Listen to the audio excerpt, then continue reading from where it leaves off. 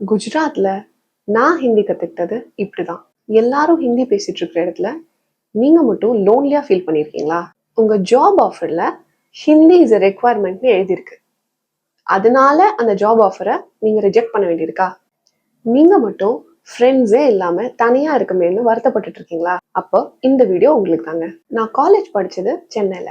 அங்க எனக்கு நிறைய நார்த் இந்தியன் ஃப்ரெண்ட்ஸ் இருந்தாங்க. அவங்க வீட்டுக்கு நான் ஃபர்ஸ்ட் டைம் போயிருந்தேன். ஒரு நார்த் இந்தியன் ஃப்ரெண்ட் அவங்க வீட்டுக்கு நான் ஃபர்ஸ்ட் டைம் போயிருக்கேன். டோர் ஓப்பன் பண்ணிட்டு அவங்க அம்மா என்னை பார்த்து ஏதோ சொன்னாங்க. ஹிந்தில தான் சொன்னாங்க. அவங்கள பார்த்து நான் இப்ப சிரிக்கிறதா முறைக்கிறதான்னு எனக்கு தெரியல. அப்படி அவங்க என்னதான் சொன்னாங்கன்னு யோசிக்கிறீங்களா? அவங்க என்னை பார்த்து ஆயே அப்படின்னு சொன்னாங்க. உள்ள வான்னு கூப்பிடுறாங்கிறது கூட எனக்கு அப்ப புரியல. அப்படியே கொஞ்சம் ஃபாஸ்ட் ஃபார்வர்ட் பண்ணி 2025 வந்துருங்க.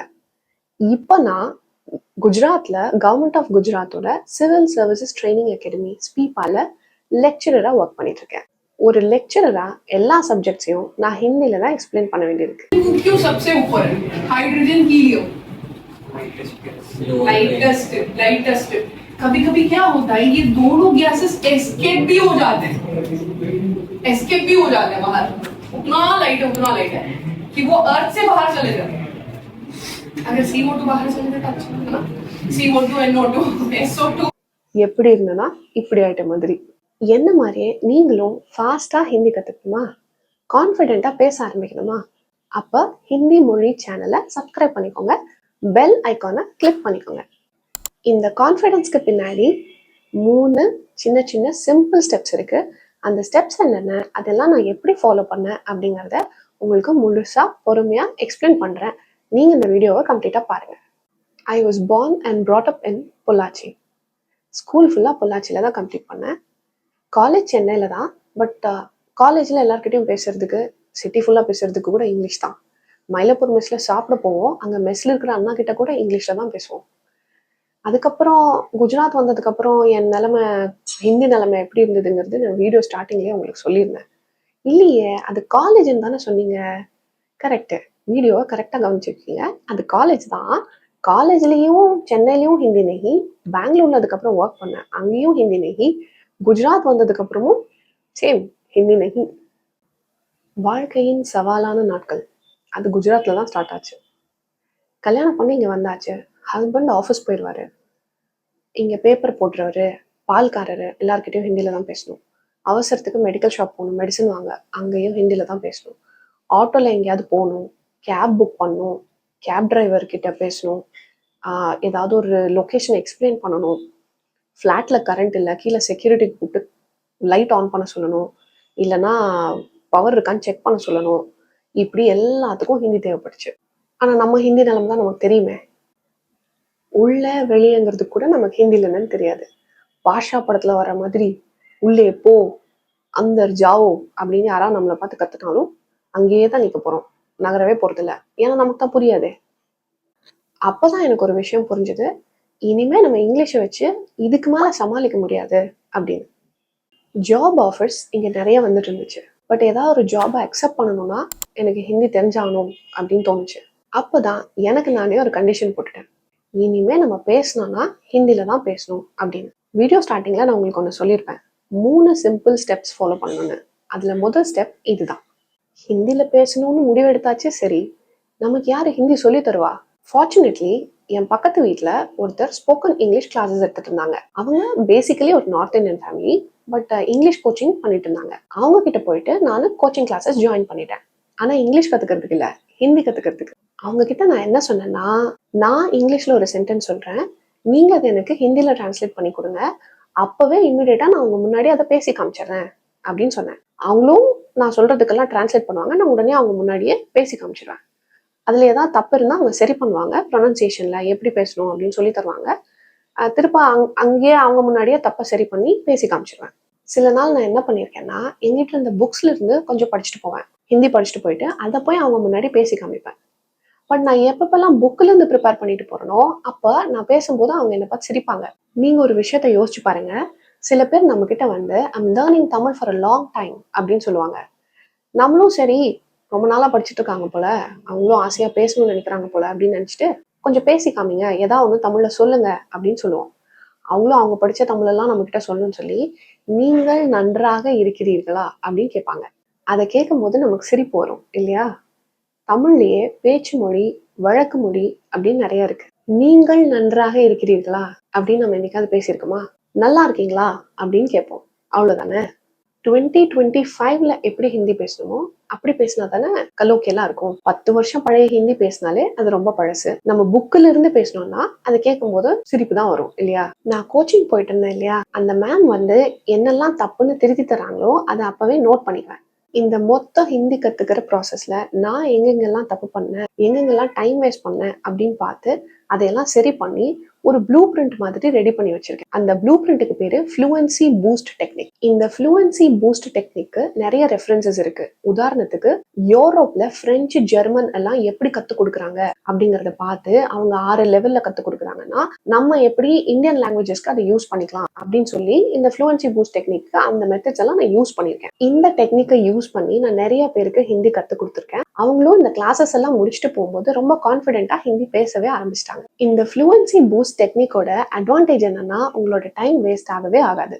ஏன்னா இந்த ஒரே ஒரு டெக்னிக்கை மட்டும் யூஸ் பண்ணீங்கன்னா போதும், உங்களுக்கு ஃப்ளூவன்சி வந்துடும். நீங்க கான்ஃபிடென்ட்டா பேச ஆரம்பிச்சிடலாம். என்னோட கோச்சிங்கை நீங்க ஜாயின் பண்ணணும்னு நினைச்சீங்கன்னா ஸ்கிரீன்ல தெரியுற மெயில் ஐடிக்கு மெயில் பண்ணுங்க. இல்ல நான் ஆன்லைன் கிளாஸஸ் போயிட்டு இருக்கேன், ஹிந்தி கிளாஸஸ் அட்டென்ட் பண்ணிட்டு இருக்கேன், ஆனா பேச மட்டும் ஆரம்பிக்கல, சோ பேசுறதுக்கு சீக்கிரமா பேசுறதுக்கான டிப்ஸ் மட்டும் கொடுங்க அப்படின்னு நீங்க நினைச்சீங்கன்னா, நீங்க புக்ஸ்ல இருந்து ஹிந்தி படிச்சுட்டு இருக்கீங்க அப்படின்னா கமெண்ட் செக்ஷன்ல புக்ஸ் டைப் பண்ணுங்க. இல்ல ஆன்லைன் கிளாஸஸ்ல வழியா ஹிந்தி படிச்சுட்டு இருக்கீங்க அப்படின்னா ஆன்லைன் கிளாஸஸ்னு கமெண்ட் பண்ணுங்க. நான் கண்டிப்பா உங்களுக்கு ஹெல்ப் பண்றேன். இப்போ செகண்ட் ஸ்டெப் என்னன்னு பாத்திரலாம். இந்த செகண்ட் ஸ்டெப்போட பேரு ரிவர்சல் கேம். ரிவர்சல் கேம்னா என்னன்னா, நம்ம கத்துக்க போறது ஹிந்திய, அப்ப நம்ம தமிழ்ல இருந்து ஹிந்தி கத்துக்கணும். ரிவர்சல் கேம்ல என்ன பண்ணணும்னா, ஹிந்தில இருக்கிற ஒன்ன நீங்க தமிழ்ல மொழிபெயர்த்து பார்க்கணும், அதாவது டிரான்ஸ்லேட் பண்ணி பார்க்கணும். இப்ப ஹிந்தில ஏதோ ஒரு படமோ, ஏதோ ஒரு விளம்பரமோ, இல்ல ஒரு வெப் சீரிஸோ பார்த்துட்டு இருக்கீங்க அப்படின்னா அதை தமிழ்ல மனசுல எழுத வேண்டியது இல்ல, மனசுலயே மொழிபெயர்க்கணும், டிரான்ஸ்லேட் பண்ணி பார்க்கணும். இப்ப என்னால வந்து அவ்வளவு ஃபாஸ்டா டிரான்ஸ்லேட் பண்ண முடியாது அப்படின்னா நீங்க அந்த வீடியோட டெம்போவை கொஞ்சம் ஸ்லோ பண்ணிக்கோங்க, இல்லைன்னா கொஞ்சம் நிறுத்தி பாஸ் பண்ணி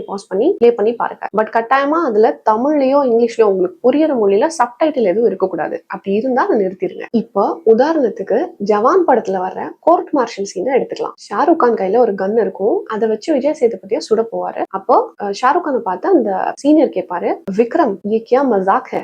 ஷாருக் கான் சொல்லுவாரு, மசாக் ये नहीं है सर, मजाक ये बंदूक है. அதாவது வந்து விக்ரம் இது என்ன ஜோக் அப்படின்னு கேக்குறாரு. ஜோக் நான் பண்றது இல்ல சார், இந்த கன்னு தான் ஒரு ஜோக் அப்படின்னு சொல்றாரு. அதாவது இது பார்த்ததுக்கு அப்புறம் உங்களுக்கு பந்தூக்னா கன்னுங்கிறது தெரிஞ்சிரும், மசாக்னா ஜோக்ன்றது தெரிஞ்சிரும். அது எப்படி சென்டென்ஸ்ல யூஸ் பண்ணணும், ரொம்ப சிம்பிளா யூஸ் பண்ணணும், இன்னைக்கு எப்படி பண்ணணுமோ 2025ல எப்படி பண்ணணுமோ அது எப்படிங்கிறது உங்களுக்கு தெரிஞ்சிடும். நான் கோச் பண்ண எல்லாரும் என்கிட்ட சொல்றது என்னன்னா, இந்த ரிவர்சல் கேம்ங்கிற ஸ்டெப்பை கம்ப்ளீட் பண்ணதுக்கு அப்புறம் தான் அவங்க ரொம்ப கான்பிடென்ட்டா ஃபீல் பண்ணதா சொன்னாங்க. நான் அடிச்சு சொல்றேங்க, நீங்க போற எந்த கோச்சிங் கிளாஸ்லயும் இந்த ரிவர்சல் கேமை உங்களுக்கு சொல்லி கொடுத்துருக்கவே மாட்டாங்க, நீங்களும் இதை முயற்சி பண்ணி பார்த்திருக்கவே மாட்டீங்க. இந்த ரிவர்சல் கேம் அப்படிங்கிற ஸ்டெப் தான் நீங்க பேசி பழகுற அந்த ப்ராசஸை ஃபாஸ்ட் ஆக்கும். நீங்க வேகமா பேச ஆரம்பிச்சிருவீங்க. நீங்க மட்டும் இல்ல, ஹிந்தி கத்துக்கிற 10ல 9 பேர் அதை தப்பா தான் கத்துக்கிறாங்க. அந்த ப்ராசஸும் ரொம்ப தப்பா இருக்கு. அதனால இன்னைக்கு பேசிடுவோம் நாளைக்கு பேசிடுவோம்னு சொல்லி வருஷ கணக்கா அவங்க டைம் வேஸ்ட்டும் பண்ணிட்டு இருக்காங்க. இந்த ரிவர்சல் கேம் ஸ்டெப்பை என்னோட கோச்சிங்ல நான் டே 1ல இருந்தே கம்பல்சரி வச்சிருவேன். அதனால 2 மாசம் கிடையாதுங்க, 2 வாரத்துல அவங்க கான்பிடென்ட்டா பேச ஆரம்பிச்சிடறாங்க.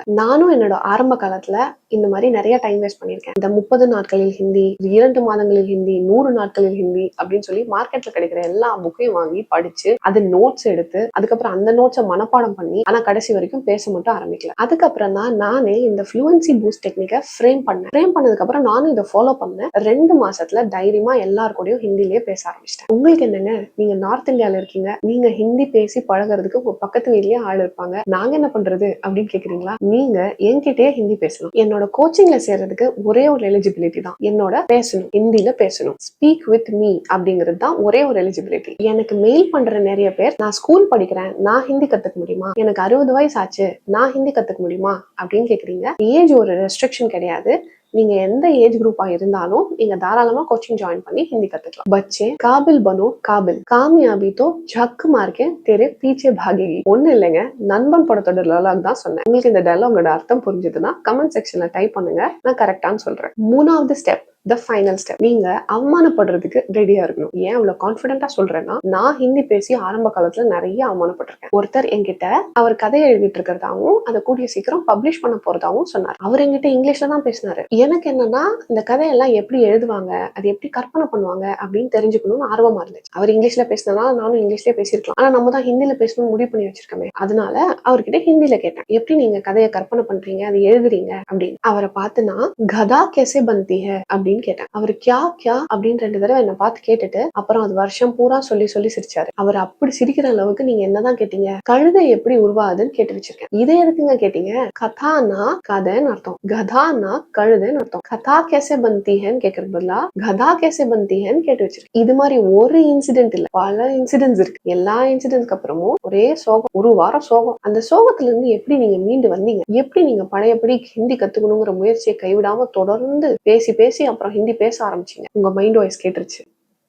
இன்று கண்ட அவமானம் வென்று தரும் வெகுமானம், வானமே தாழலாம் தாழ்வதில்லை தன்மானம். ஒண்ணும் இல்ல, அண்ணாமலை படத்துல வெற்றி நிச்சயம் பாட்டு லூப்ல போட்டு விட்டுருங்க, எல்லாம் சரியாயிடும். இந்த 3 ஸ்டெப்ஸை கரெக்டா ஃபாலோ பண்ண. அதுக்கப்புறம் நானே உருவாக்குன என்னோட ஃப்ளூயன்சி பூஸ்ட் டெக்னிக், அதையும் கரெக்டா ஃபாலோ பண்ணேன். அதுக்கப்புறம் நானே யார்கிட்டாவது போய் நான் இப்பதான் ஹிந்தி கத்துக்கிட்டேன் அப்படின்னு சொன்னா கூட நம்ப மாட்டாங்க. நீங்களும் இந்த ஸ்டெப்ஸை ஃபாலோ பண்ணுங்க, உங்களுக்கும் ஈஸியா ஹிந்தி பேச வந்துடும். இல்ல எனக்கு தனியா என்னால செய்ய முடியாது, எனக்கு யாராவது கோச் பண்ணா நல்லா இருக்கும் அப்படின்னு உங்களுக்கு தோணுச்சுன்னா என்னோட கோச்சிங் ஜாயின் பண்ணிக்கோங்க. ஹிந்தில ஆக்ஷன் வேர்ட்ஸை எப்படி யூஸ் பண்ணணும்னு தெரியணும்னா ஃபர்ஸ்ட் கமெண்ட்ல வீடியோ இருக்கு, போய் பாருங்க.